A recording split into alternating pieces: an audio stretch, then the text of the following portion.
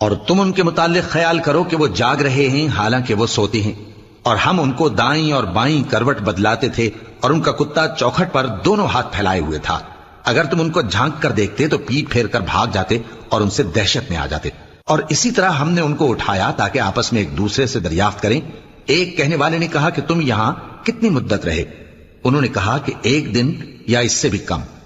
انہوں نے کہا کہ جتنی مدت تم رہے ہو تمہارا پروردگار ہی اس کو خوب جانتا ہے، تو اپنے میں سے کسی کو یہ روپیہ دے کر شہر بھیجو، وہ دیکھے کہ نفیس کھانا کون سا ہے تو اس میں سے کھانا لے آئے، اور احتیاط سے آئے جائے اور تمہارا حال کسی کو نہ بتائے۔ اگر وہ تم پر دسترس پا لیں گے تو تمہیں سنسار کر دیں گے یا پھر اپنے مذہب میں داخل کر لیں گے، اور اس وقت تم کبھی فلاح نہیں پاؤ گے۔ اور اسی طرح ہم نے لوگوں کو ان کے حال سے خبردار کر دیا تاکہ وہ جانیں کہ اللہ کا وعدہ سچا ہے، اور یہ کہ قیامت جس کا وعدہ کیا جاتا ہے اس میں کچھ شک نہیں۔